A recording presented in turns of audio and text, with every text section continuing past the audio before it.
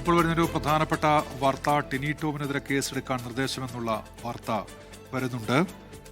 അൻസിബ നൽകിയ പരാതിയുമായി ബന്ധപ്പെട്ടാണ് ഇപ്പോൾ അതിന്റെ വിശദാംശങ്ങൾ വരുന്നത്. വിഷ്ണു സുരേഷ് ചേരുന്നുണ്ട്.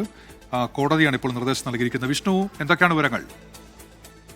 ഉന്മേഷ്, ഏറ്റവും പ്രധാനപ്പെട്ട കാര്യം, അൻസിബ നേരത്തെ ടിനി ടോമിനെതിരെ പരാതി കടവന്ത്ര പോലീസിൽ നൽകിയെങ്കിലും കേസെടുക്കാനാകില്ലെന്ന നിലപാട് സ്വീകരിച്ചാണ് പോലീസ് റിപ്പോർട്ട് സമർപ്പിച്ചത്. അതിന് പിന്നാലെയാണ് അൻസിബ കോടതിയെ സമീപിച്ചത്. എറണാകുളം ഫസ്റ്റ് ക്ലാസ് മജിസ്ട്രേറ്റ് കോടതിയാണ് സമീപിച്ചത്. കഴിഞ്ഞ ദിവസങ്ങൾ ആ കേസുമായി ബന്ധപ്പെട്ടുള്ള വാദമൊക്കെ നടന്നിരുന്നു. അതിനൊടുവിലാണ് ഇപ്പോൾ കേസെടുക്കാൻ കോടതി നിർദ്ദേശിച്ചു എന്ന വിവരം പുറത്തു വരുന്നത്. Ernakulam first class judicial magistrate കോടതി 7 ആണ് ഇപ്പോൾ ഇത്തരത്തിലൊരു നിർദ്ദേശം നൽകിയിട്ടുള്ളത്. അൻസിബയുടെ പരാതി ടിനി ടോം തന്നെ മതതീവ്രവാദിയാക്കി ചിത്രീകരിക്കാൻ, അല്ലെങ്കിൽ അത്തരം വർഗീയത വരുത്തുന്ന ഒരാളായി ചിത്രീകരിക്കാൻ ശ്രമിച്ചു എന്ന് തുടങ്ങിയ കാര്യങ്ങളൊക്കെയാണ് അൻസിബ പരാതിയിൽ പറഞ്ഞിരുന്നത്.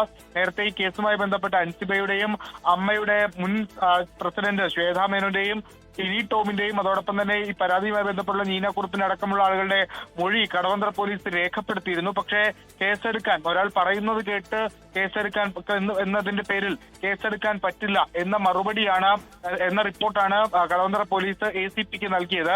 ആ റിപ്പോർട്ട് ചോദ്യം ചെയ്താണ് അൻസിബ കോടതിയിൽ പോയത്. കോടതിയിൽ നിന്നാണ് ഇപ്പോൾ അൻസിബക്ക് അനുകൂലമായ ഒരു ഉത്തരവ് ഉണ്ടായിട്ടുള്ളത്. ഇനിയിപ്പോൾ സ്വാഭാവികമായും കേസ് എടുത്ത് അന്വേഷിച്ച് അതിനുശേഷം ഒരു റിപ്പോർട്ട് കോടതിയിലേക്ക് നൽകണം.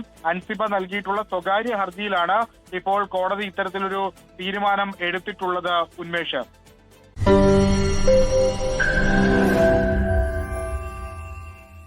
ലോകത്തെവിടെയായാലും ഏത് സമയത്തും 24 വാർത്തകളും ഓഗ്മെന്റഡ് റിയാലിറ്റി പാക്കേജുകളും എക്സ്പ്ലെയിനറുകളും വിശദമായി കാണാൻ ഞങ്ങളുടെ യൂട്യൂബ് ചാനൽ നിങ്ങൾക്ക് സബ്സ്ക്രൈബ് ചെയ്യാം.